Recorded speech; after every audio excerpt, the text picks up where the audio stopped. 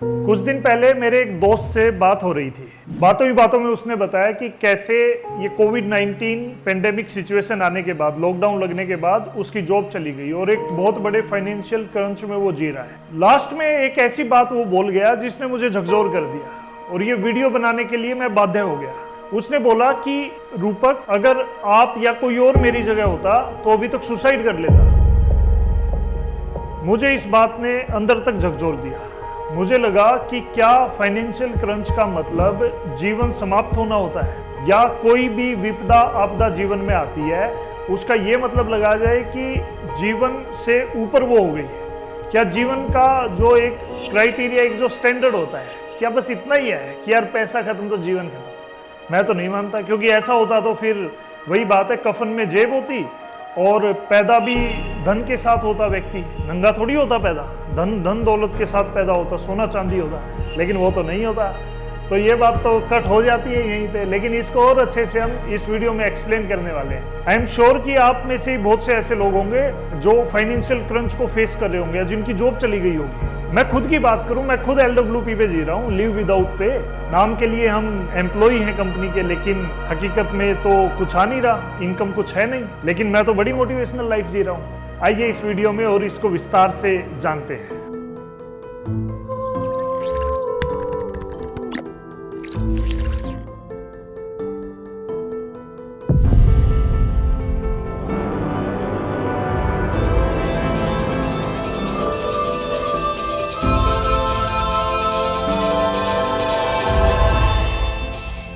मेरे दोस्त के साथ ये बात होने के बाद मैं इंटरनेट पर गया, मैंने कुछ स्टैटिक्स देखे, डेटा देखा, तो मुझे पता लगा कि 20 मार्च 2020 से 2 मई 2020 तक सैकड़ों लोगों ने सुसाइड किया।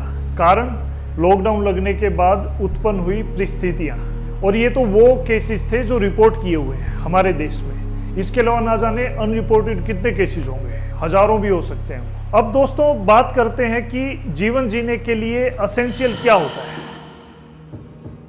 कि लाइफ हम जीते हैं उसका मकसद क्या होना चाहिए। हमारे स्क्रिप्चर्स में कुछ लिखा गया है, उसको मैं यहाँ पे बोलना चाहता हूँ कि 4 चीजें बताई हुई है। पहली है धर्म, फिर है अर्थ, फिर है काम, फिर है मोक्ष। धर्म का मतलब है कि एथिकल और मोरल वैल्यूज के साथ, एथिक्स के साथ लाइफ को जीना। अर्थ, पैसा अर्जित करना, अपनी जीविका चलाने के लिए पैसा कमाना। काम, प्लेजर, इंजॉय, या सही मायने में बोलूं तो अपने वंश को आगे बढ़ाना। मोक्ष, जो ऊपर वाली शक्ति है उसके साथ खुद का कनेक्शन बनाना, सेल्फ रियलाइजेशन होना, या उसको जानने की कोशिश करना, या कहूँ तो अपने आप को जानने की कोशिश करना। अब दोस्तों अगर ये चारों ही चीज में से कोई एक भी चीज अगर पूरी नहीं हुई है तो क्या हमें हमारा जीवन खत्म करने का लाइसेंस मिल जाता है? मैं तो नहीं समझता। कानून हर देश के अलग अलग राय इस पर रखते हैं, लेकिन जब मनुष्य का जीवन या मनुष्य जब पैदा होता है, जब उस पर कोई कानून लागू नहीं होता, वो किसी कानून के तहत नहीं आता धरती पे, तो मरने का भी कानून कुदरत ही डिसाइड करे तो क्या ये अच्छा नहीं है? मरने का समय भी अगर कुदरत ही डिसाइड करे और वो कैसे हमारा मरण होना चाहिए वो डिसाइड करे, तो क्या ये अच्छी बात नहीं है? इस पर हमें सोच विचार करना चाहिए दोस्तों। जिस समय पे जो रिक्वायरमेंट है, जिस समय पे जो चीज़ हमें करनी चाहिए, हमें उसी में लिप्त होना चाहिए। तभी एक क्वालिटी लाइफ और तभी एक राइट लाइफ वो कहलाएगी। फिर लोग पूछते हैं कि इससे छुटकारा कैसे पाएं, ऐसी सिचुएशंस को हम हैंडल कैसे करें जिससे कि सुसाइड जैसा कठोर कदम हमें ना उठाना पड़े। इसके लिए दोस्तों रामायण का मुझे एक कोट याद आ रहा है। रामायण कुछ समय पहले ही टीवी पर आई थी, लोगों ने बहुत उसको एंजॉय किया था, पसंद किया था। वहीं से एक कोट मैं आपको बताना चाहता हूँ। जब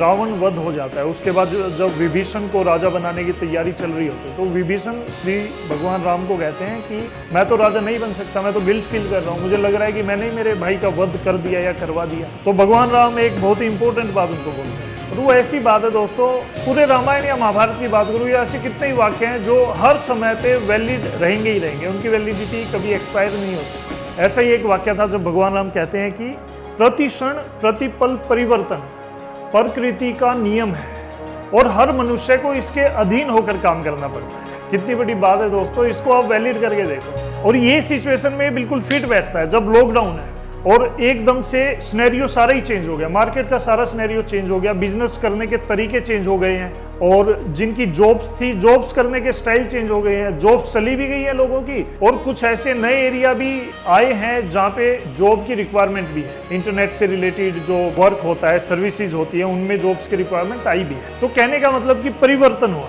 अब प्रतिक्षण प्रतिपल परिवर्तन प्रकृति का नियम है, वो नियम है, वो रहेगा ही रहेगा। कोविड-19 खत्म हो जाएगा तब भी दोस्तों ये खेल चलता रहेगा, परिवर्तन तो होगा ही होगा। Change is the law of nature. हर मनुष्य को इसके अधीन होकर ही काम करना पड़ता है। तो अगर आपको फाइनेंशियल क्रंच, कुछ भी आप ऐसा नेगेटिव फेस कर रहे हैं, तो ये तो रिक्वायरमेंट है, ये नीड है, ये नेचुरल है। आप इसको नेचुरल देखिए। ये उन लोगों के जीवन में भी आई है जो आपको बाहर से लगता है कि यार ये बहुत अच्छी लाइफ जी रहे हैं, ये बहुत क्वालिटी लाइफ है, ये धंधा सेठ बने बैठे हैं। और पैसे की बात नहीं है दोस्तों, क्योंकि पैसे की बात होती तो आपको गरीब से गरीब दिखा दूंगा मैं। लॉकडाउन के बाद भी वो लगभग वैसी लाइफ जी रहा है। फिर आप कहेंगे कि वो कौन सा फैक्टर है जो यहाँ पे काम करता है, वो माइंडसेट है, आपका माइंडसेट दोस्तों। एक रतन टाटा जी का कोट मुझे याद आ रहा है कि नन कैन, ये मैं ले आया, कि none can destroy an iron but its own rust. इसका जो जंग होता है वो इसको खराब कर सकता है। Same way none can destroy human being but its own mindset. हमारा जो माइंडसेट होता है वो ही हमें नष्ट कर सकता है, खराब कर सकता है। दोस्तों ये ऐसी बातें हैं जिनको अभी के अभी लाइफ में पिरोना स्टार्ट करना पड़ेगा। हर एक पल ये चीजें हमारी लाइफ में फिट बैठती है। ये जो कोर्स हैं, इनसे जो लर्निंग आती है उसको हम प्रैक्टिकली अडॉप्ट कर सकते हैं अपनी लाइफ में। बस वो करना है आपको, अपॉर्चुनिटी की तरह लेना है कि ये अपॉर्चुनिटी है, यहाँ पे मैं इस चीज को फिट करता हूँ और आगे बढ़ता हूँ। ऐसे ही एक बुद्धा का कोट मुझे याद आ रहा है कि the mind is everything what you think you become. Roger Federer जो टेनिस के लीजेंड रहे, उन्होंने एक बार कहा था कि I am a very positive thinker and I think this is what helps me in my most difficult moments. Positivity की कितनी इंपॉर्टेंस होती है दोस्तों। जब कोई ऐसी कॉल हमारे फोन पे आती है, हमें पता है कि ये हमारे लिए यूजलेस है, इसका कोई पर्पज नहीं है, ये इसको हम उठाएंगे तो टाइम वेस्ट होगा, क्या हम उस कॉल को उठाते हैं? नहीं उठाते। हम या तो कॉल को डिस्कनेक्ट कर देते हैं या उसको साइलेंट करके छोड़ देते हैं, लेकिन उसको पिक नहीं करते। लेकिन जब एक नेगेटिव थॉट हमारे माइंड में आता है, उसके साथ तो ऐसा बर्ताव नहीं कर पाते। क्या आप करते हैं? आप करते हैं तो बहुत अच्छी बात है, नहीं करते हैं तो करना स्टार्ट कर दीजिए। नेगेटिव थॉट को हम केवल आने ही नहीं देते, उस पर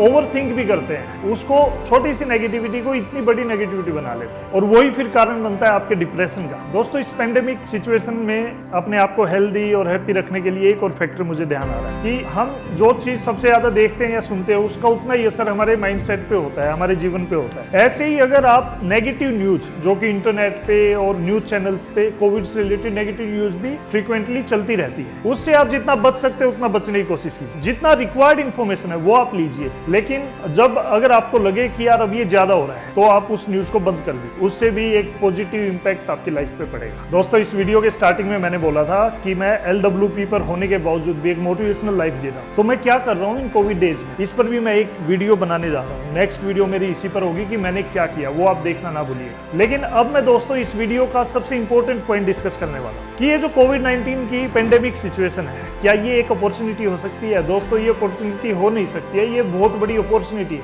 आप मानकर देखिए, अभी कोई एक प्रोडक्ट आप उठाइए, जैसे हैंड सैनिटाइजर खूब बिक रहा है मार्केट में। अब अगर आप कस्टमर प्रोस्पेक्टिव से सोचें कि यार अभी कस्टमर को जितना मिल रहा है, अगर इसमें मैं एक वैल्यू और ऐड कर दूं, कुछ ऐड करके कस्टमर को दूं, तो वो जरूर उसको एक्सेप्ट करेगा, और इससे क्या होगा कि आपको एक नया स्किल लर्न करने को मिल जाएगा। और वो प्रोडक्ट क्या हो सकता है? एड ऑन वैल्यू के बाद क्या बनेगा? Organic hand sanitiser. हो सकता है आप सैनिटाइजर की दुनिया में ना हो, लेकिन अगर आपका थोड़ा सा भी इंटरेस्ट है, आपको लगता है कि यार ये अपॉर्चुनिटी है, तो आप उसको सीखेंगे और उसको फिर दुनिया के सामने रखें। अब जब आप सीखेंगे तो आप किसी चीज में इन्वॉल्व हो जाएंगे, जब आप इन्वॉल्व हो जाएंगे तो फ्री टाइम रहेगा नहीं, फ्री टाइम रहेगा नहीं तो नेगेटिव थॉट आने का कोई चांस ही नहीं है, बिकॉज आप ऑलरेडी पॉजिटिवली किसी उद्देश्य के साथ चल पड़े हैं, आगे बढ़ चुके हैं। इस तरीके, ये तो केवल एक आइडिया मैंने दिया है दोस्तों, ऐसे सैकड़ों आइडिया हो सकते हैं जो कि आपके इंटरेस्ट से रिलेटेड हो सकते हैं। अब बहुत से लोग ऐसा एक्सक्यूज दे सकते हैं कि हमारे पास सारे रिसोर्सेज नहीं होते किसी नए स्किल को सीखने के लिए, या किसी मैन्युफैक्चरिंग में जाने के लिए, या किसी और तरीके की प्रोडक्ट या सर्विस स्टार्ट करने के लिए। इसके लिए दोस्तों मुझे बाल गंगाधर तिलक जी का एक कोट याद आ रहा है कि the problem is not lack of resources और कैपेबिलिटी बट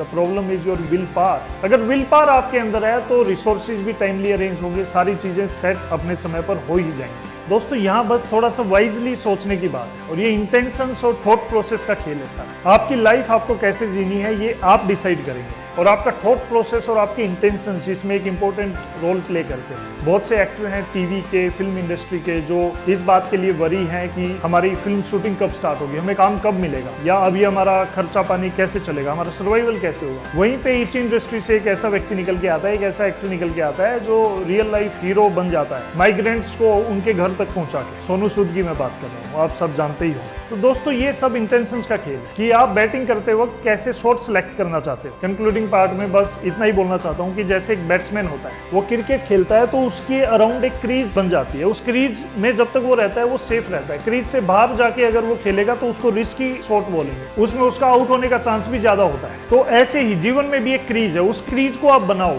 और टाइम के साथ उसको आप बढ़ाते रहो क्रीज को, ताकि आप जितना आगे बढ़ेंगे वो क्रीज रहेगी तो आप सेफ रहेंगे। वो कैसे क्रीज बढ़ेगी? नए नए स्किल्स ऐड करके, अपने थॉट प्रोसेस, अपनी इंटेंशंस पर काम करके, अपने थॉट्स को, अपने माइंडसेट को पॉजिटिव धारणा में लाके। आज की वीडियो में इतना ही। मैं पूरी आशा करता हूँ, आश्वस्त हूँ कि ये वीडियो से बहुत लोगों को थोड़ी सी आशा तो मिलने वाली है। अगर ऐसा कुछ आपके जीवन में थोड़ा सा क्लिक हो ये वीडियो देखने के बाद, तो कमेंट जरूर कीजिएगा ताकि मेरा भी हौसला बढ़े। आज की वीडियो में इतना ही। अगली वीडियो मैं जल्दी लेकर आता हूँ, तब तक के लिए नमस्कार, जय हिंद।